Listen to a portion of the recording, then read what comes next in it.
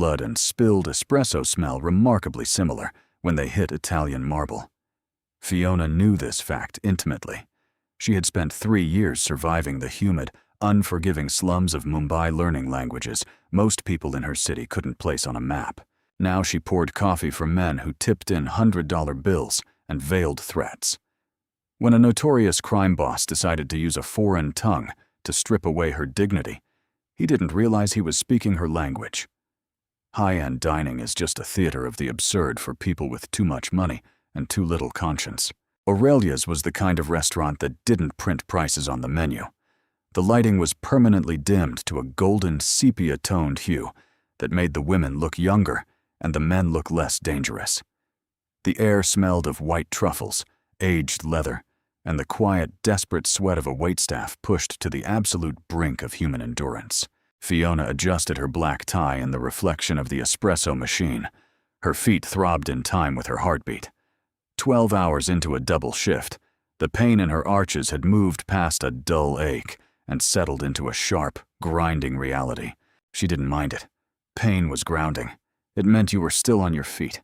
It meant you were still alive. Table 4 needs a clear, and Table 7 is asking for the sommelier, Simon hissed, blowing past her with a tray of half-eaten wagyu. Simon was the floor manager, a man whose entire existence was defined by a perpetual state of controlled panic. And look alive, Hayes. The Gallagher party just pulled up to the valet. Fiona's stomach gave a quiet, involuntary tighten. Arthur Gallagher. He wasn't a cartoon mobster. He didn't wear pinstripe suits or chew on cigars, and he didn't scream at his subordinates. In the modern era, organized crime wore tailored Navy suits from Savile Row, carried hedge fund portfolios, and spoke in the quiet, measured tones of a corporate board meeting. Gallagher owned shipping lanes. He owned real estate. He owned, according to the whispers in the break room, at least 3 city councilmen and a judge. When Arthur Gallagher walked into a room, the room changed. It wasn't a sudden silence. It was a shift in barometric pressure. Fiona grabbed her service tray and pushed through the swinging kitchen doors, just in time to see the front entrance open. Gallagher stepped inside. He was a tall man, early 40s, with hair starting to gray at the temples and eyes the color of wet slate. He didn't look around to see who was watching him. He didn't need to. He knew everyone was. Behind him trailed his shadow 3 men. 2 of them, White and Cole, were built like brick walls, draped in expensive wool, their eyes scanning the room with the mechanical precision of security cameras.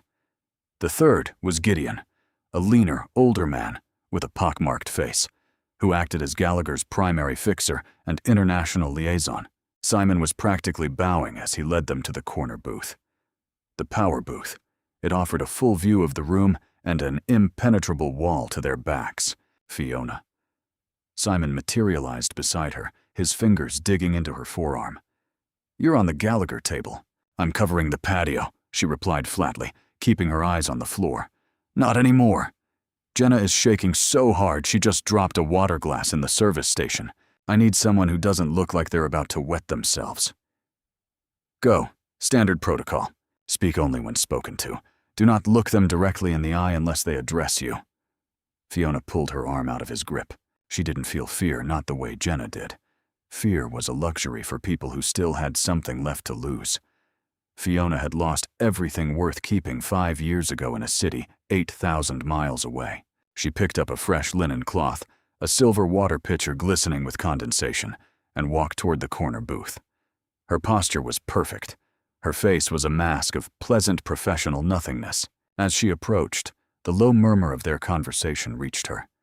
Gallagher was leaning back against the leather upholstery, a casual elegance to his posture that completely contradicted the brutal nature of his reputation. He was looking at Gideon. Fiona stepped up to the table. "Good evening, gentlemen. Welcome to Aurelia's. May I start you off with some sparkling or still water?" Gallagher didn't even look at her. He just raised 2 fingers. "Still." Fiona moved smoothly, pouring the water into his crystal glass without a sound, the ice clinking softly. She moved to Gideon, then to the 2 heavy hitters. The men completely ignored her presence, treating her with the absolute invisibility afforded to the working class in rooms like this.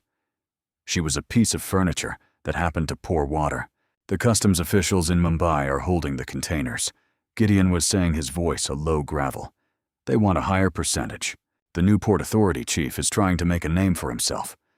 Fiona's hand hesitated for a fraction of a millisecond. Mumbai. The name of the city sent a phantom heat across her skin. She could almost smell the roasting peanuts, the exhaust of the auto rickshaws, the heavy, suffocating scent of the Arabian Sea at low tide. She shoved the memory down, locking it in the dark box in her chest where it belonged. He wants a higher percentage, Gallagher asked quietly. He finally picked up his water glass. Does he know whose containers those are? He knows. He doesn't care. He says he needs a show of good faith, 30% bump on the tariff or the crates get inspected. Gallagher took a sip of water. His eyes drifted away from Gideon and landed on Fiona. Fiona stood perfectly still, her service tray held lightly at her side. She met his gaze for a second, then respectfully lowered her eyes to the center of the table, exactly as she had been trained. Gallagher's lips twitched into a faint, cruel smile. He set his glass down. When he spoke next, the smooth, unaccented English was gone. "Ye log sochte hain ki hum inke isharon par nachenge," Gallagher said. "These people think we will dance to their tunes." The words hit Fiona's ears like a physical blow. The accent was harsh, slightly clipped a foreigner's approximation of the language, but the vocabulary was perfectly clear. It was Hindi. She didn't flinch. She didn't gasp. Years of waiting tables and surviving the streets of Dharavi had taught her the absolute necessity of a blank face. She kept her eyes focused on the empty bread plate in front of Cole. Gideon chuckled a dry, raspy sound. He replied in the same language. "Naya aadmi hai, apni auqat nahi janta. He is a new man. He doesn't know his status/bliss." Fiona calmly pulled out her notepad. "Have we decided on appetizers, gentlemen? Or would you like a few more minutes with the menu?" Gallagher stared at her. The amusement in his eyes deepened. He leaned forward, resting his forearms on the table, entering her personal space. He looked at Gideon, but he pointed a perfectly manicured finger right at Fiona's apron. "Deko is gori ko," Gallagher said, in Hindi, his voice conversational, as if he were discussing the weather. "Look at this white girl. Kitni khokli lag rahi hai, jaise iske dimag mein ek bhi vichar na ho. How hollow she looks, like there isn't a single thought in her head." Gideon smirked, glancing up at Fiona. "Yeh yahan ki nौकरानियां हैं, Arthur. Inka kaam sirf muskurana aur jhukna hai. These are the servants here, Arthur. Their job is only to smile and bow." Fiona's pen hovered over her notepad. Her breathing remained steady. One inhale, one exhale. In her mind, she was no longer in the air-conditioned dining room of Aurelius. She was back in the sweltering alleys of Colaba, hiding from the lone sharks who had bled her father dry. She had spent 3 years blending into the walls, learning the street slang, the formal phrasing, the rhythm of a language that belonged to a billion people. She knew Hindi better than she knew French or Spanish. She knew it intimately. "Would you care for the beef carpaccio to start?" Fiona asked in English, her voice smooth, polite, entirely unaffected. "It is excellent this evening." Gallagher laughed outright. It was a cold, humorless sound. "She has no idea," Gallagher said in English, glancing at Wyatt and Cole, who were grinning, despite not understanding a word of the foreign exchange. Gallagher switched back to Hindi, staring directly into Fiona's face. "मुझे लगता है, ये इतनी सस्ती है कि इससे खरीदने में सिर्फ चंद सिक्के लागेंगे," he told his men. "I think she is so cheap, it would only take a few coins to buy her." He leaned back, assessing her like a piece of livestock at an auction. "तुम्हारी कोई औकात नहीं है. तुम सिर्फ हमारा कचरा उठाने के लिए हो. You have no worth. You are only here to pick up our trash." The cruelty wasn't about the words themselves. It was about the power. Gallagher was a man who exerted dominance in every room he entered. He couldn't beat a waitress in a Michelin star restaurant. He couldn't shoot her. But he could strip away her humanity right in front of her face, confident in his absolute superiority, reveling in the fact that she was forced to stand there, smiling politely, completely ignorant of her own degradation. Or so he thought. "And a bottle of the Cabernet?" Fiona asked. "Yes." Gallagher switched back to English, waving his hand dismissively. The 14. And bring some bread. Quickly. Right away, sir. Fiona turned on her heel and walked away. Her spine was steel.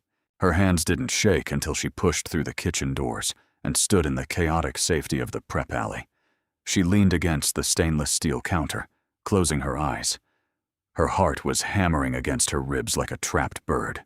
"You good, Hayes?" the sous chef muttered, not looking up from a pan of searing scallops. "Fine," Fiona breathed. She wasn't fine. The anger was a slow, toxic burn in her gut. She had spent years swallowing her pride. She had let customers snap their fingers at her, let them yell at her over undercooked steaks, let them leave their phone numbers on receipts with pathetic winks. It was part of the job. You put on the apron, you check your ego at the door. But this was different. Gallagher wasn't just being a demanding customer. He was using a language she had bled for a language she associated with survival trauma, and a hard-won resilience to turn her into an object of ridicule for his own twisted entertainment.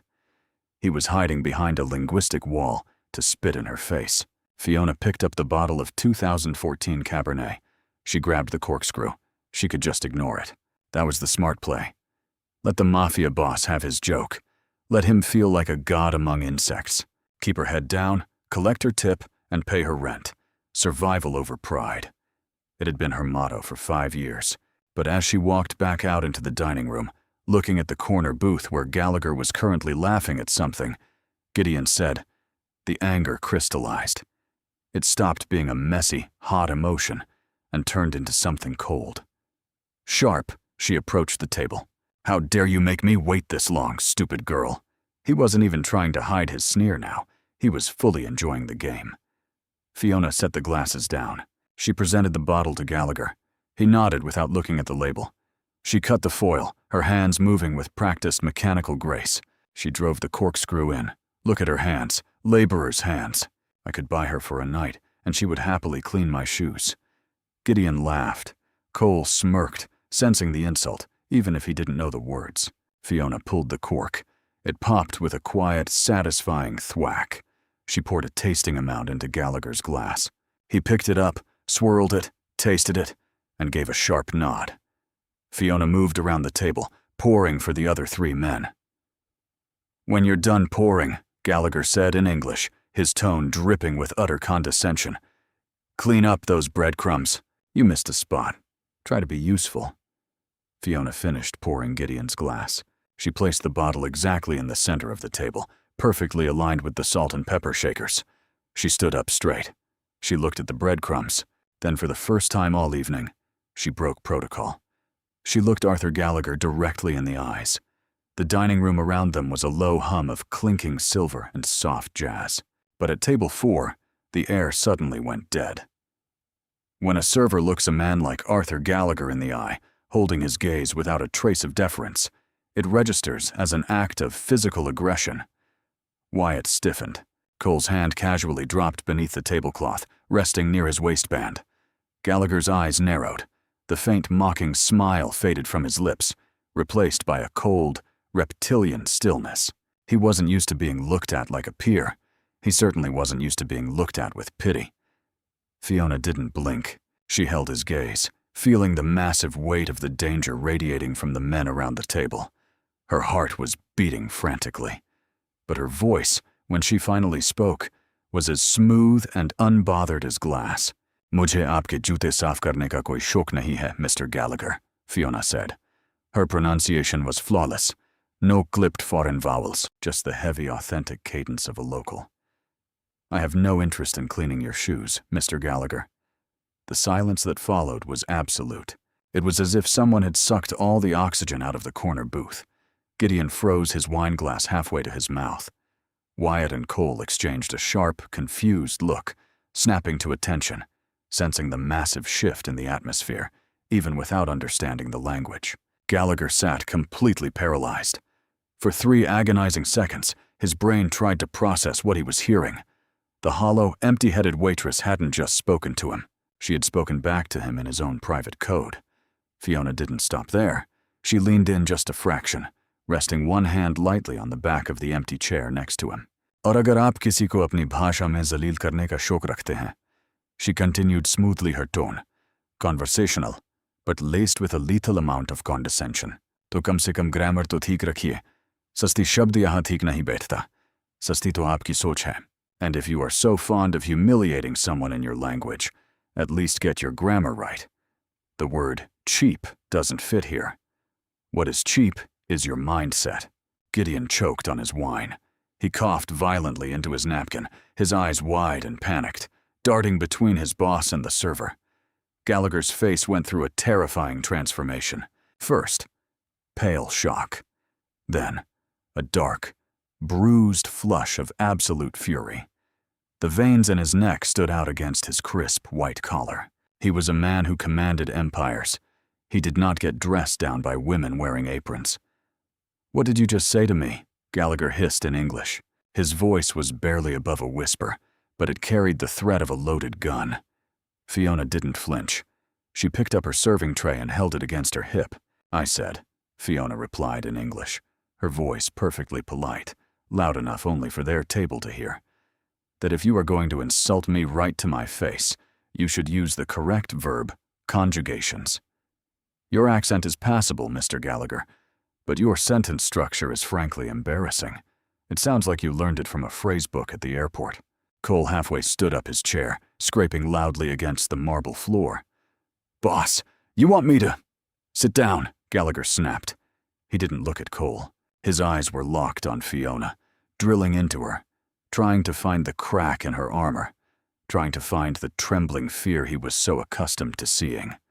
He found nothing, just a tired waitress with aching feet who had survived things far worse than a man in a nice suit.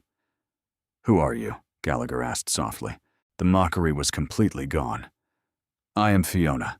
I will be your server tonight," she said, reverting instantly to her customer service persona. She offered a small, professional smile. "I'll give you a few more minutes with the menu. Let me know if you need any recommendations. The kitchen does a wonderful job with the lamb." She gave a slight customary nod of her head, turned around, and walked away. She didn't run. She didn't hurry. She walked with the measured, steady pace of a woman entirely in control of her domain. By the time she reached the kitchen doors, she could feel 4 pairs of eyes burning holes into her back. But she didn't look over her shoulder. When the kitchen door swung shut behind her, Fiona immediately sagged against the prep station. Her knees knocked together. The adrenaline crash hit her so hard she felt physically sick. She pressed the palms of her hands against her eyes, taking deep, shuddering breaths. "Jesus Hayes," Simon whispered, appearing out of nowhere. His face was the color of old chalk. What the hell just happened out there? Cole looked like he was about to pull a piece, and Gallagher looks like he just saw a ghost. "What did you do?" "Nothing, Simon," Fiona said, forcing herself to stand up straight. "Just clarified a misunderstanding about the menu." "I told you not to look at him," Simon hissed, pulling at his collar. "Do you know who that is? If he complains to the owner, you're not just fired, you're blacklisted. Or worse. God, I have to go apologize." "He won't complain," Fiona said quietly. Simon stopped glaring at her. "How do you know that?"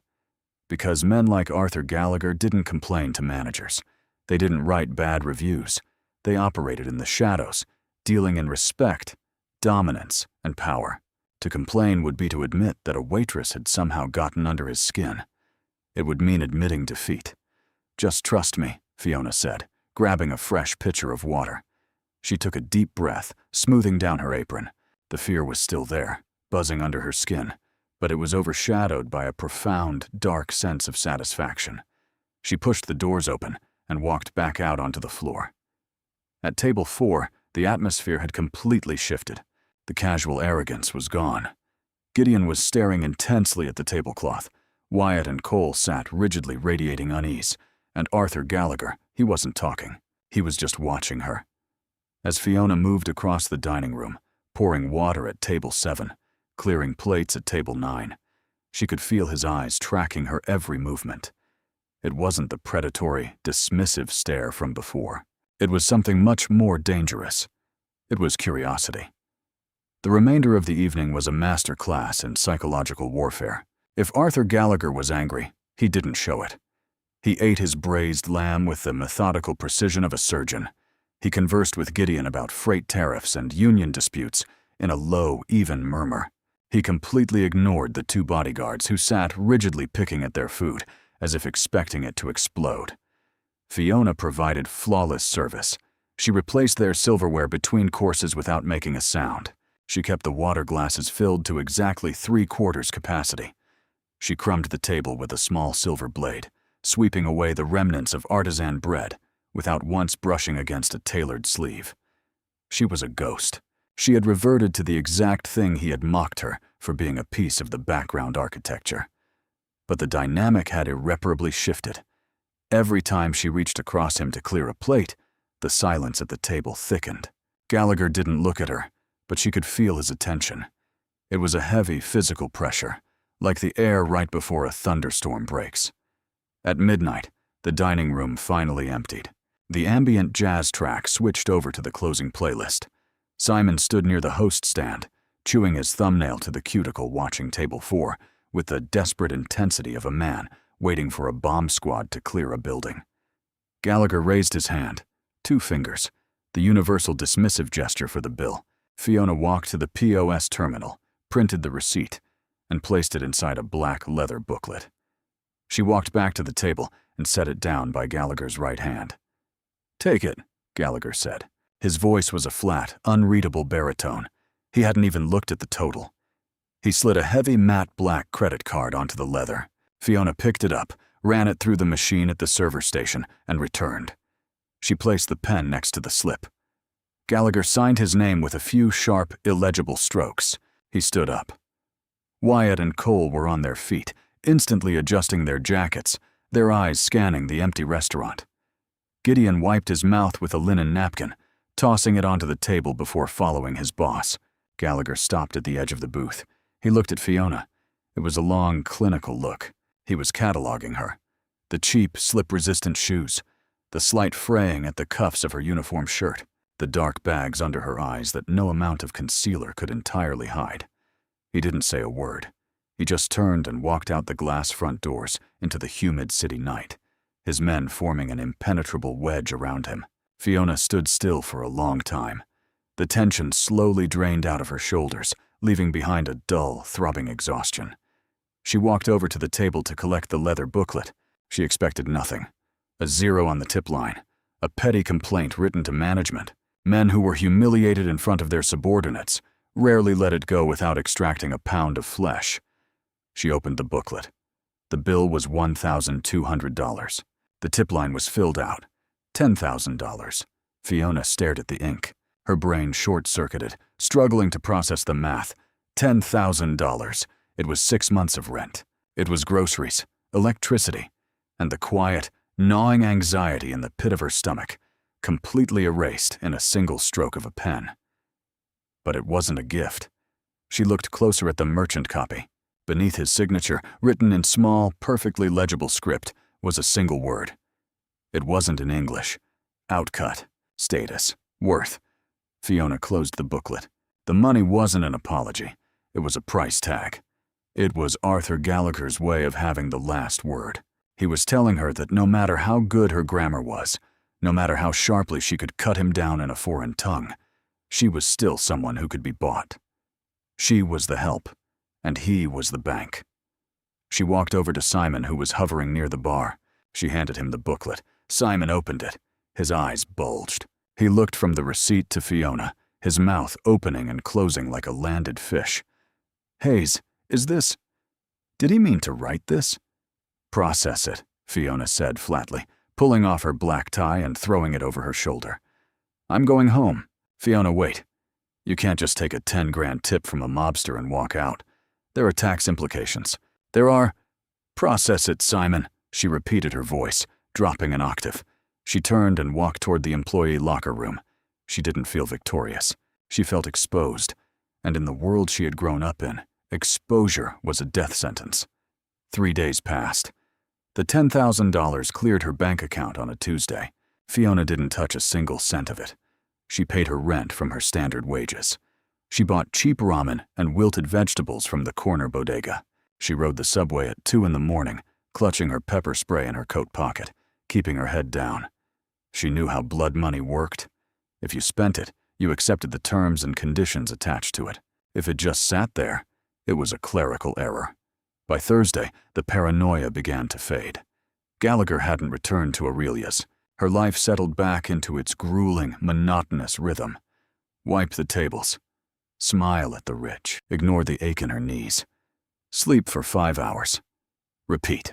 It was raining on Thursday night when she finished her shift. The city was slick and cold, reflecting the neon signs and the puddles along the cracked pavement. Fiona pulled her thin trench coat tighter around herself and walked down the steps into the subway station. The station was deserted, smelling sharply of ozone, stale urine, and wet garbage. The overhead fluorescent lights flickered, casting long, sickly shadows against the tiled walls. Fiona stood near the edge of the platform, staring into the dark tunnel, listening for the rumble of the downtown train. "It's delayed," a voice said. Fiona froze.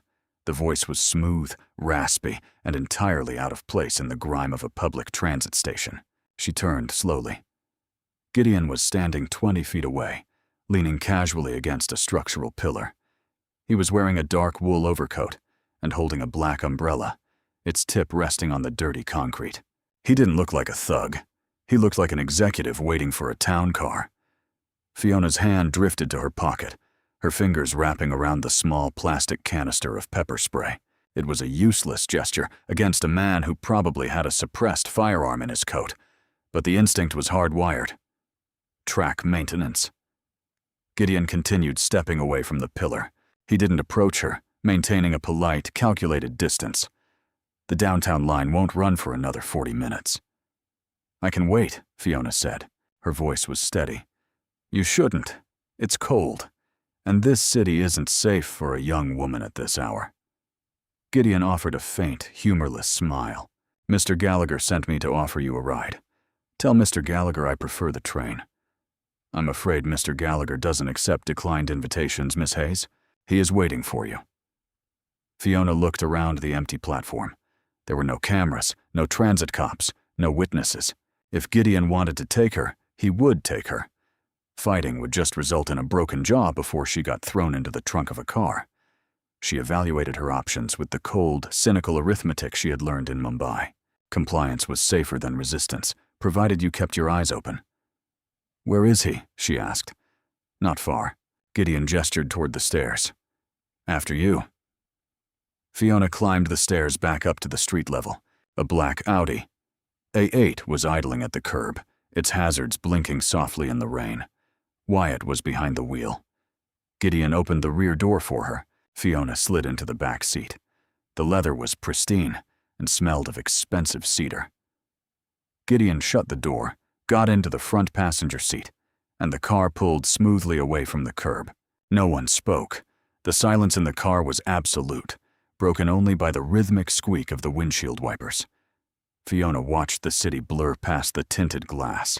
They were heading south toward the industrial district. The high-end boutiques and glowing restaurants gave way to chain-link fences, corrugated steel warehouses, and the towering silhouettes of loading cranes. The car slowed and turned through a set of open iron gates, driving onto a massive concrete pier. The black water of the harbor churned aggressively against the pilings. Stacked shipping containers formed steel canyons in the darkness, towering 4 stories high. The Audi came to a halt in front of an empty warehouse at the edge of the pier. The massive rolling door was pulled up, revealing a cavernous interior illuminated by a few harsh work lights. "We're here," Gideon said, not looking back at her. Fiona opened the door and stepped out into the freezing rain. She walked into the warehouse. Arthur Gallagher was standing near the back, looking out a large, broken window that faced the harbor. He was wearing a dark gray suit, his hands in his pockets. A single wooden chair sat in the middle of the empty concrete floor. He didn't turn around when her footsteps echoed through the massive space. "Do you know why I bring people here?" Gallagher asked. His voice bounced off the high ceiling, sounding louder than it was. "To intimidate them?" Fiona answered flatly. She stopped a few feet away from the wooden chair, refusing to sit in it. Sitting meant submission. Gallagher finally turned. He looked at her, his expression entirely unreadable. He stepped out of the shadows and into the harsh pool of light. To remind them, he corrected softly, walking slowly toward her. To remind them of scale. This warehouse, the ships out there, the containers. It's all commerce. It's all moving pieces. People get caught up in their own small lives, and they forget how massive the machine really is. They forget how easily a single gear can be crushed if it tries to turn backward. He stopped 3 feet in front of her, close enough that she could smell his cologne, something sharp and expensive like bergamot and smoke. "You didn't spend the money," he said. It wasn't a question. "I don't need charity," Fiona replied, keeping her eyes locked on his. It wasn't charity. It was a correction. Gallagher tilted his head, studying her face, as if trying to decipher a difficult text. "You corrected my grammar. I corrected your financial situation. I considered the debt settled. There was no debt."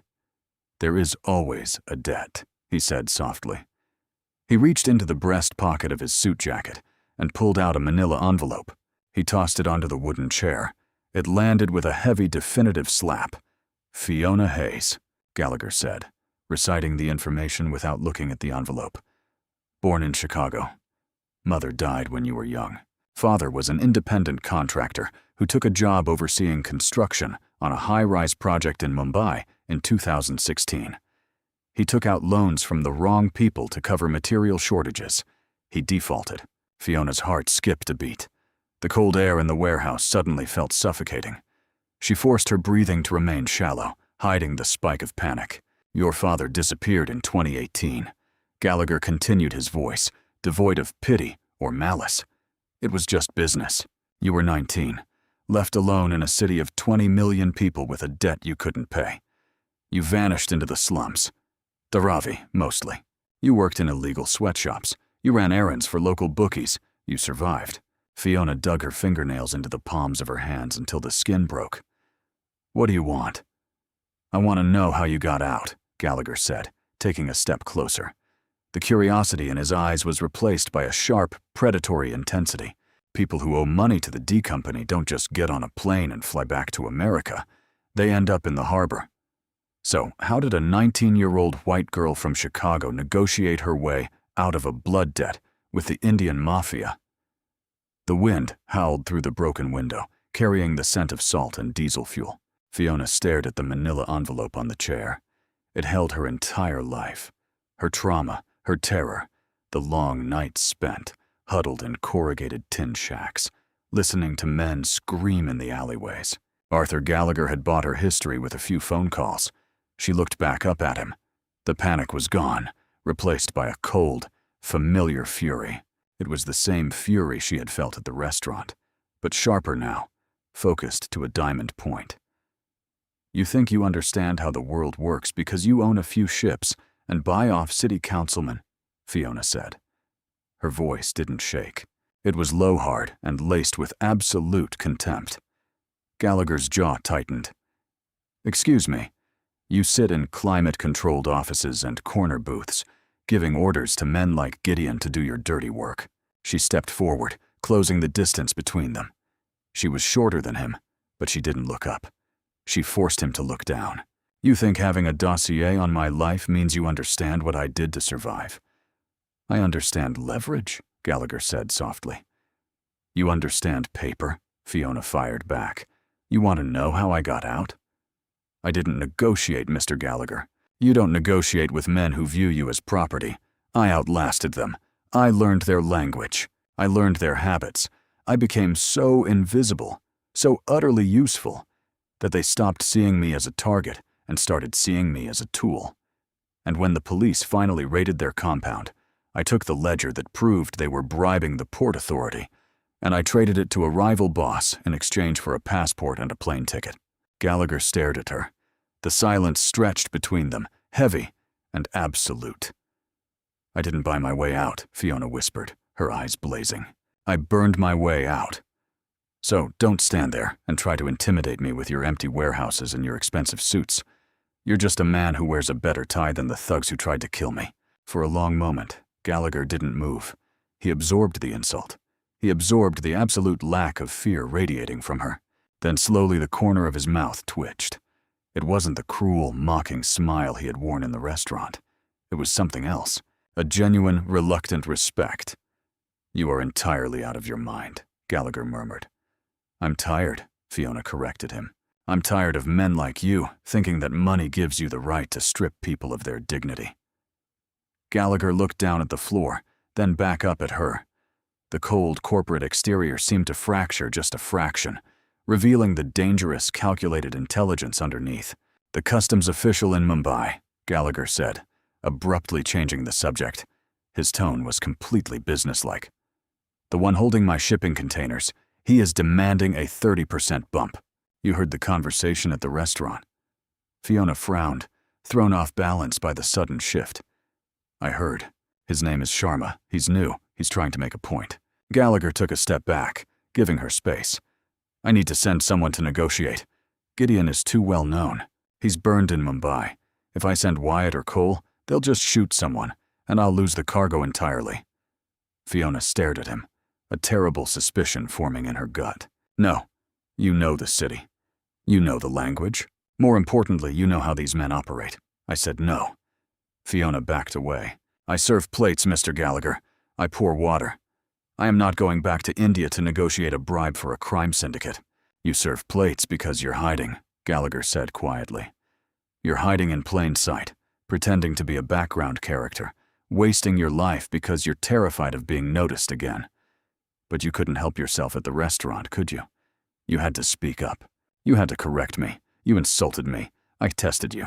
He corrected smoothly, "And you passed. Brilliantly." He reached into his pocket and pulled out a small, heavy object. He tossed it to her. Fiona caught it out of reflex. It was a key card. Heavy black plastic with a magnetic strip. "That's access to a suite at the St. Regis," Gallagher said, "and an expense account. You're done working at Aurelius. The pay was abysmal anyway." "I am not your employee," Fiona said, her voice rising in anger. She threw the key card onto the wooden chair next to her file. "You aren't," Gallagher agreed calmly. "But you are uniquely qualified for a problem I currently have, and I am uniquely positioned to offer you something you desperately want." "And what is that?" "A chance to stop hiding." Gallagher walked past her, heading toward the open bay doors. He paused, looking back over his shoulder. The harsh lights caught the gray at his temples. "You survived the wolves, Fiona, but you're still living like a sheep. Think about it. The flight leaves on Saturday." He walked out into the rain. A moment later, Fiona heard the heavy doors of the Audi slam shut and the sound of the engine fading away into the night. She stood alone in the massive warehouse. The wind whipped through the broken glass, biting through her thin coat. She looked at the manila envelope sitting on the chair, containing every nightmare she had spent 5 years trying to outrun. Beside it lay the black keycard. Arthur Gallagher hadn't brought her here to kill her. He hadn't brought her here to intimidate her into submission. He had brought her here to weaponize her. Fiona walked slowly toward the chair. She didn't pick up the envelope. She didn't need to read the contents. She had lived them. She reached out her fingers, brushing against the cold plastic of the keycard. She closed her eyes, the sounds of the harbor fading away, replaced by the phantom noise of a city 8,000 miles away. The blaring horns, the smell of the sea, the chaotic, violent pulse of a world that had tried to break her. She opened her eyes, picked up the keycard, and slid it into her pocket. First-class cabins are designed to simulate an artificial womb. The air is filtered, the lighting is ambient, and the champagne flows in a continuous numbing stream. For 14 hours you are suspended above the earth, detached from consequence. Fiona stared at her reflection in the dark window of the Boeing 777. The woman looking back at her was a stranger. Gone was the stained apron, the cheap polyester slacks, and the permanent slouch of a service worker, apologizing for taking up space. In their place was a tailored charcoal blazer, an ivory silk blouse, and the sharp, unforgiving posture of someone who had a job to do. Arthur Gallagher had left nothing to chance. When Fiona arrived at the St. Regis, a wardrobe had already been curated. There were no instructions, only a leather briefcase containing a laptop, a dossier on Port Authority Chief Sharma, and a round-trip ticket to Chhatrapati Shivaji Maharaj International Airport. She took a sip of the sparkling water resting on her armrest. It tasted like ash. Every mile the plane chewed through brought her closer to the graveyard of her youth. Her chest felt tight, bound by invisible steel bands. She had spent 5 years meticulously scrubbing the scent of Mumbai from her skin. Now she was flying straight back into the furnace, financed by a man who treated human lives like line items on a balance sheet. "We will be beginning our descent shortly, Miss Hayes," the flight attendant murmured, appearing silently beside her. Fiona nodded. "Thank you." When the wheels touched down, a physical jolt shot up her spine. She walked through customs with a diplomatic visa Arthur's people had somehow procured. No lines, no questions, just a heavy stamp on a fresh page of a new passport. The moment the sliding glass doors of the terminal opened, the city hit her. It wasn't just a location. Mumbai was a physical assault. The heat was a wet blanket thrown over her head, instantly drawing sweat to her collar. The air smelled exactly as it had in her nightmares. A chaotic, beautiful, rotting mixture of roasting spices, diesel exhaust jasmine, and raw sewage. Ms. Hayes, a man in a crisp white linen shirt, stood by a black Mercedes SUV. He had the thick build of former military and the flat, unblinking stare of a man who got paid to solve violent problems. "I'm Caleb," he said, opening the rear door. "Mr. Gallagher's local liaison. I'll be taking you to the port." "No hotel?" Fiona asked, sliding into the air-conditioned sanctuary of the back seat. Mr. Gallagher's instructions were clear. "We handle the cargo release first, then you rest." Caleb climbed into the driver's seat and put the car in gear. The drive was a blur of neon and poverty. Fiona watched the skeletal frames of half-built skyscrapers looming over seas of blue tarp roofs. She remembered the gnawing hunger of living under those tarps. She remembered the monsoon rains washing the filth of the upper city down into the alleys. She pressed 2 fingers to her pulse point, feeling the rapid, frantic beat. "I am not a victim," she repeated the mantra in her head. "I am a weapon." "Sharma is expecting Gideon," Caleb noted, glancing at her in the rearview mirror. "He's not going to be happy to see you. Men like him don't do business with women. They barely do business with foreigners. Men like him only do business with leverage," Fiona replied softly. She opened the leather briefcase and pulled out the dossier. "He's holding 30 shipping containers. Agricultural machinery on paper." "What's actually inside Caleb's yeehaw?" Caleb's eyes flicked away from the mirror. He stared straight ahead at the chaotic traffic. "It's better if you don't know. If I'm going to threaten a man in his own city, I need to know what I'm protecting." Fiona's voice left absolutely no room for debate. Caleb sighed, his hands tightening on the leather steering wheel. "Cobalt. Unregistered. Mined out of the Congo, routed through ghost ports. If Sharma opens those crates, Arthur loses $80 million and catches federal charges in 3 different countries." Fiona closed the file. The stakes weren't just a tax bracket. They were existential. Arthur hadn't sent her because she knew the language. He had sent her because she was expendable. If she failed, Sharma would seize the cobalt, and Fiona would disappear into the Mumbai underworld, completely untraceable back to Gallagher. She wasn't a partner. She was a human shield. A cold, bitter smile touched the corner of her mouth. She had survived the slums because she knew how to play a rigged game. Arthur Gallagher thought he was using her. He was about to find out that a weapon doesn't just cut the enemy. It cuts whoever holds it carelessly. The Port Authority office wasn't a pristine government building. It was a corrugated steel structure sitting on the edge of a massive sun-baked concrete lot. Towering cranes moved like slow metallic dinosaurs against the smog-choked sky, stacking shipping containers in endless labyrinths. Caleb parked the Mercedes near the chain-link fence. He reached under his seat and pulled out a suppressed Glock 19, checking the chamber before sliding it into his waistband. "You stay here." Fiona set her hand on the door handle. Caleb frowned. "My orders are to protect you. Your presence communicates that we are preparing for violence." Fiona countered, her voice completely detached. "Violence means we have lost control of the negotiation. If Sharma sees muscle, he will double his price out of pride. I go in alone. If you don't come out in 20 minutes, I'm coming in." "If I don't come out in 20 minutes, start the car and drive to the airport," she said. She stepped out into the crushing heat. The gravel crunched under her leather soles. She walked up the metal stairs to the office, her face a mask of absolute calm. She pushed the door open. The office was an exercise in bureaucratic misery. 3 ceiling fans aggressively chopped at the humid air.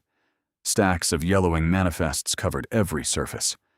Behind a cheap veneer desk sat Chief Inspector Sharma.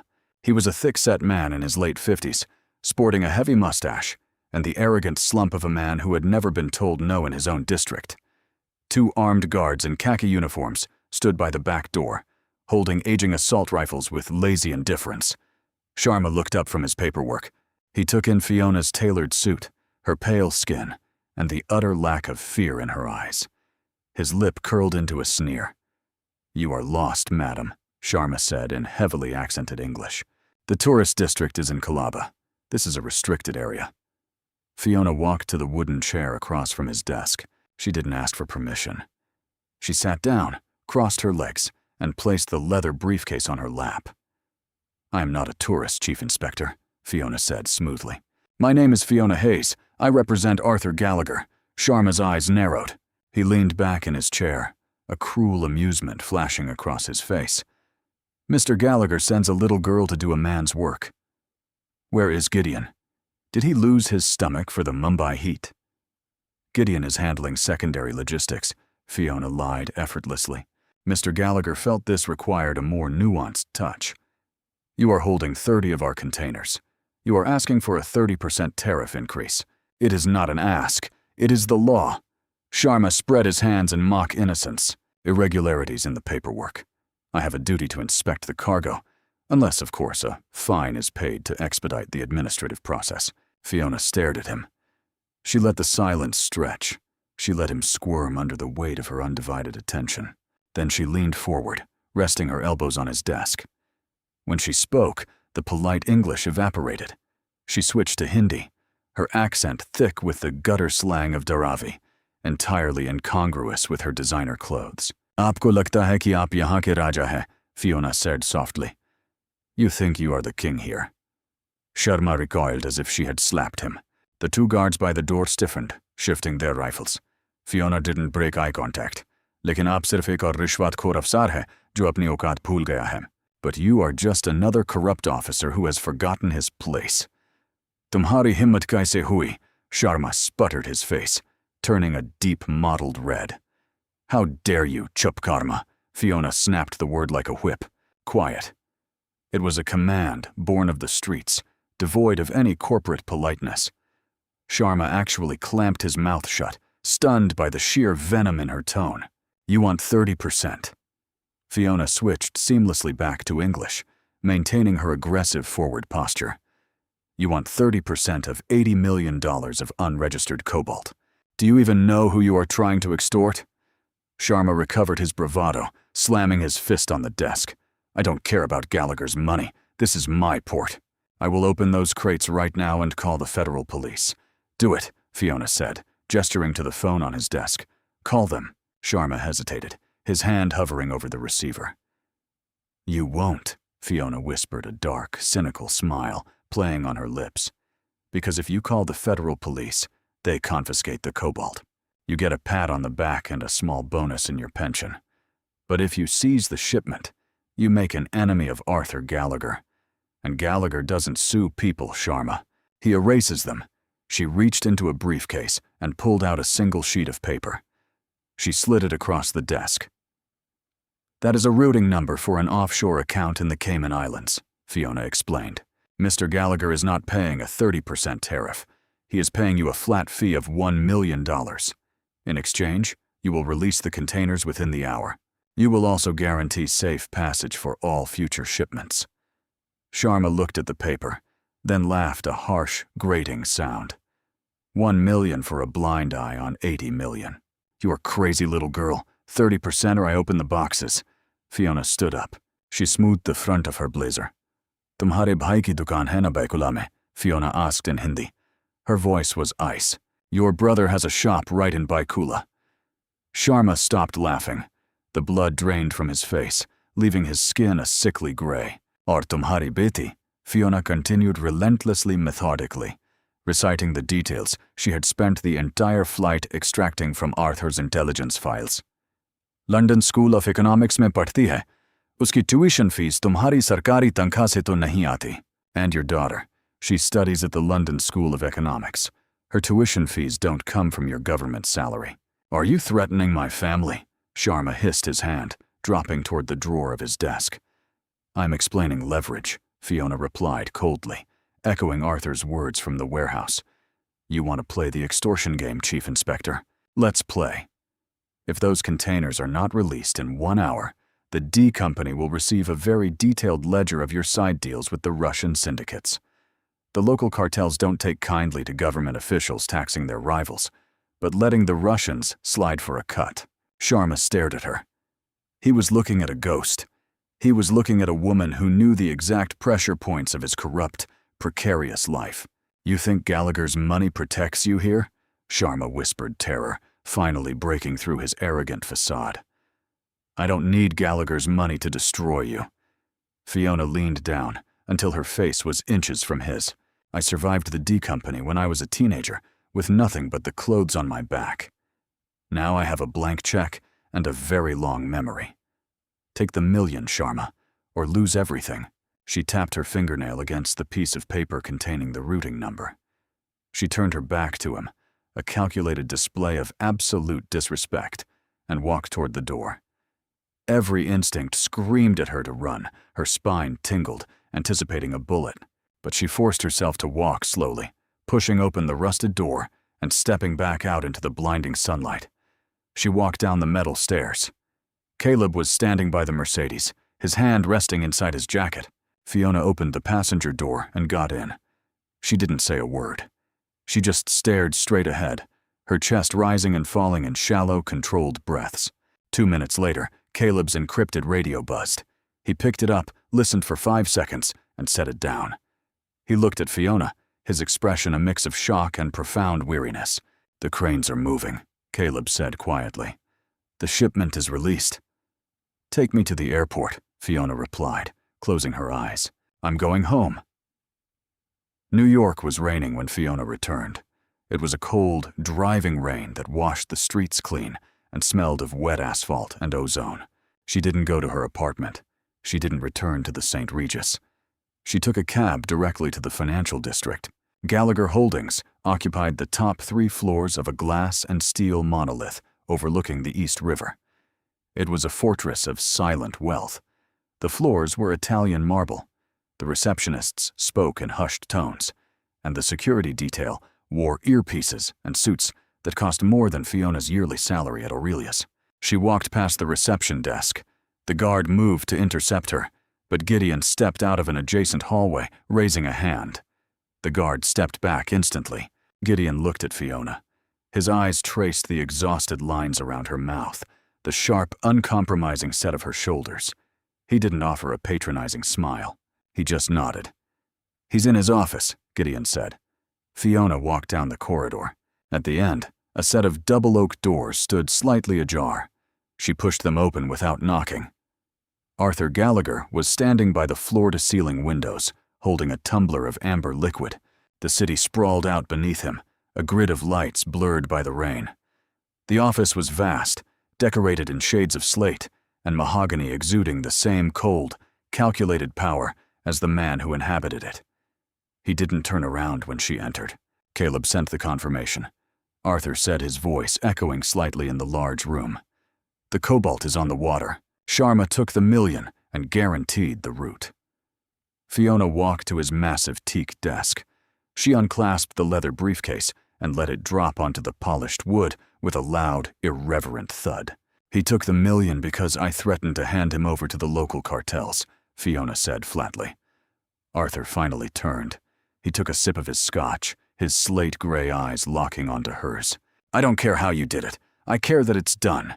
You proved my theory, Fiona. You are incredibly effective when you stop pretending to be invisible. You set me up. Arthur raised an eyebrow. I gave you an opportunity. You sent me into a room with a man holding $80 million of illegal leverage, knowing that if I failed, I would take the fall. Fiona stepped around the desk, closing the distance between them. She wasn't an employee anymore. She had crossed the threshold.